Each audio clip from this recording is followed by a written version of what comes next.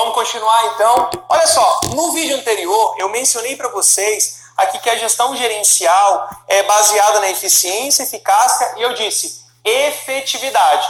Tá errado não, tá? Mas você pode considerar a competitividade como uma característica marcante do modelo gerencial, tá? A competitividade está relacionada à formação de parceria, observar os melhores parâmetros para se aperfeiçoar. Competitividade aqui não significa briga não, tá bom? Então bora lá. Olha só, continuando então, a gente tinha falado sobre a questão das mudanças da burocracia para o gerencial e a questão da permanência de características da burocracia para o modelo gerencial. Agora é o seguinte, você conseguiu aqui visualizar legal essa contextualização bem rápida para que você possa ser inserido dentro do pensamento do paradigma do cliente na gestão pública, tá? Você percebe que no modelo patrimonial existia um paradigma de corrupção, nepotismo, né? Na burocracia de apego excessivo às normas, de muito formalismo, impessoalidade. Agora você vem para o modelo gerencial, que é pautado na gestão privada.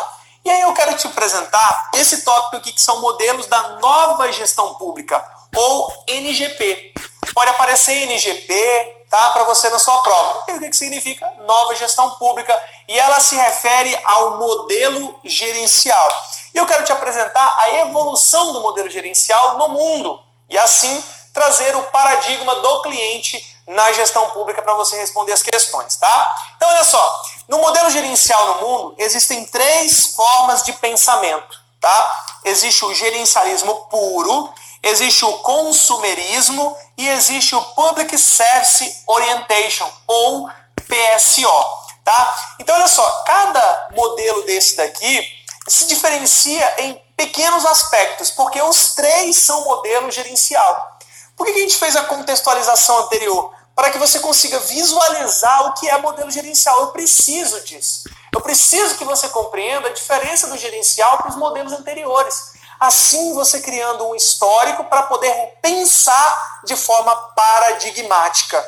Então, se existia um pensamento correto para aquela época, ele depois foi se adaptando, foi sendo lapidado até chegar no modelo gerencial. Então, a princípio, o modelo gerencial pensa assim, ó, no gerencialismo puro, que é a sua primeira fase. Existia um foco na economia, economizar custos, eficiência, fazer mais com menos, e produtividade, ou seja, produzir cada vez mais. Percebam aqui que o gerencialismo puro, ele se pauta em termos aqui de economia de recursos, de produção em massa, para atender um indivíduo que era chamado contribuinte. Aqui nós podemos dizer que existia um paradigma do contribuinte. Era o seguinte, aquele indivíduo que pagava o imposto recebia o serviço com qualidade. Então a gente tinha que atender a ele com eficiência, entregando para ele cada vez mais de forma mais barata, tá? Economizava o recurso que o contribuinte entregava para a administração e produzia cada vez mais, tá? Esse era o foco do gerencialismo puro. Mas veja aqui comigo, ó. Se eu chamar o usuário do serviço público de contribuinte, eu só estou chamando de usuário aquele indivíduo que paga imposto, não é? Então, assim, se ele é contribuinte é porque ele paga imposto. Então, se ele paga imposto, ele merece o serviço público com qualidade. E aquele indivíduo que não paga o imposto? Ele também tem direito à saúde pública? Também, né? Então, essa visão paradigmática de chamar o indivíduo de contribuinte, ela não caiu legal. E aí ela muda, ela é lapidada. E aí surge o consumerismo.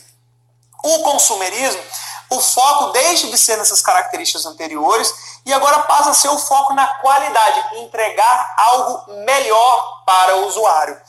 Eficácia, eu não vou me preocupar em produzir mais com menos. Eu tenho que atender a necessidade do usuário do serviço público.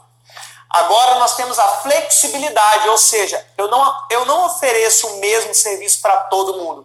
Eu ofereço serviços que sejam adaptáveis, que eles consigam atender a necessidade de cada indivíduo na sociedade, tá bom? Aqui no consumerismo, a administração pública se pautava na competição e na formação de parcerias. E a competição não é, eu vou fechar a empresa tal. Não é isso, não é esse termo de competição. Competição é eu ter um parâmetro de excelência e tentar me aproximar dele ou superá-lo, para que eu possa oferecer o melhor serviço. Então, a gente deixa de chamar o usuário de contribuinte e agora passa a chamar de cliente ou consumidor.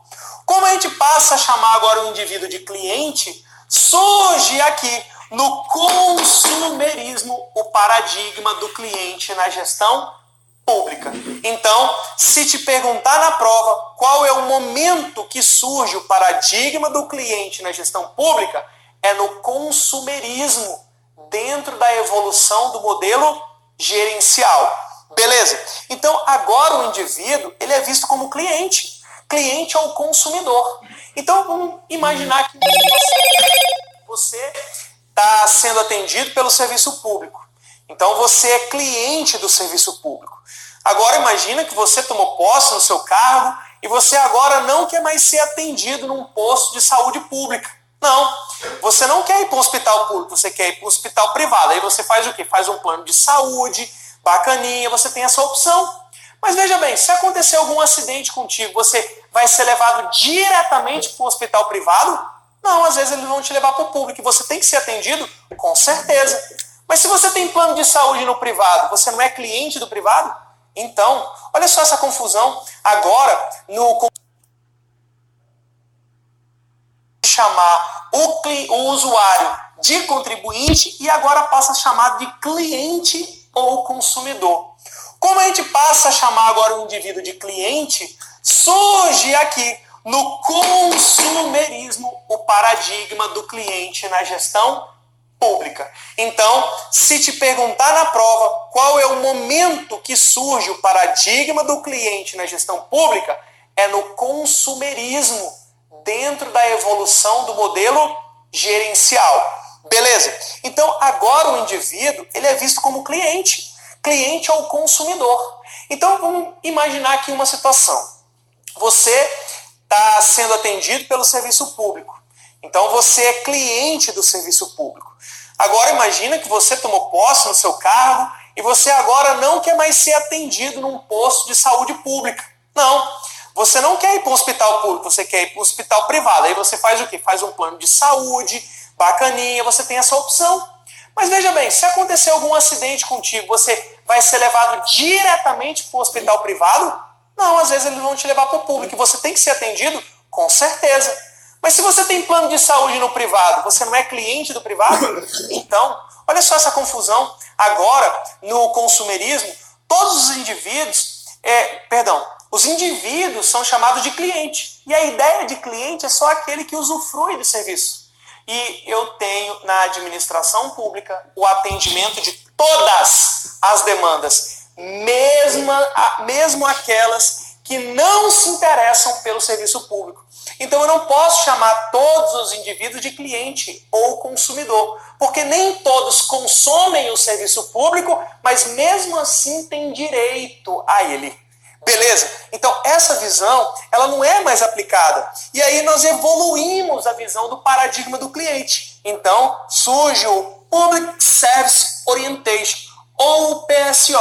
O PSO, ele visa agora a equidade, o tratamento igualitário entre as pessoas. O fortalecimento do accountability. O accountability nada mais é que o empoderamento do usuário ao receber o serviço e fiscalizar ele ao mesmo tempo, e se identificar alguma irregularidade, passar isso aos órgãos de controle para que sejam tomadas as devidas providências. O accountability dá então ao usuário do serviço público não só ele como sujeito passivo, eu recebo o serviço público. Agora o indivíduo ele é ativo, ele fiscaliza o que está acontecendo e pede algo melhor se for necessário. Beleza? E aí nós temos aqui o foco na justiça e na democracia. No PSO, nós temos a aproximação dos usuários às decisões do governo. Então, a gente deixa de chamar o indivíduo de cliente e passa a chamar ele agora de cliente cidadão. Pode aparecer na tua prova assim, cidadão, hífenzinho, cliente. Inverter, não tem problema. Agora, então, numa visão moderna, o paradigma do cliente na gestão pública não é mais do indivíduo como consumidor. Porque consumidor é quando surgiu. Hoje é como cliente cidadão. Beleza. Essa foi uma evolução, então começa com contribuinte, passa consumidor e depois vira cliente cidadão. Quer ver? Vem cá comigo que eu vou te mostrar aqui um conceitozinho para te ajudar a responder as questões. Então, esqueminha do paradigma do cliente. Ele inicia na visão ultrapassada, em que o usuário do serviço público era apenas um financiador da atividade administrativa. Ele pagava para a administração funcionar. A administração nem se preocupava em atender o indivíduo de forma adequada. E isso não é o que é aplicado hoje. Hoje o foco é voltado para o cliente, é voltado para o resultado que é entregue na mão dele. Então, na visão atual, na nova visão, o paradigma trata de atender todos os indivíduos com qualidade. Não há distinção se o indivíduo consome ou não o serviço público. Todos têm direitos e deveres. Tá? O foco agora é no resultado e não mais no meio. O foco é no cidadão e não na instituição. Beleza? Olha só, o paradigma evoluiu e a gente passa a chamar agora o usuário do serviço público de cliente cidadão. E o que ele se diferencia dos demais nomes de contribuinte, de consumidor? O cliente cidadão, ele é um agente passivo e ativo ao mesmo tempo. Ele tem suas necessidades atendidas pelo governo e, ao mesmo tempo, ele fiscaliza e participa das decisões do governo, exigindo mais responsabilidade, exigindo uma adaptação melhor ao atendimento de todas as camadas da sociedade. Fechou? Esse é o paradigma do cliente na gestão pública.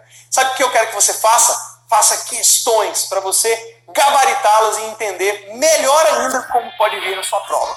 Espero que eu tenha te ajudado. Eu estou contigo.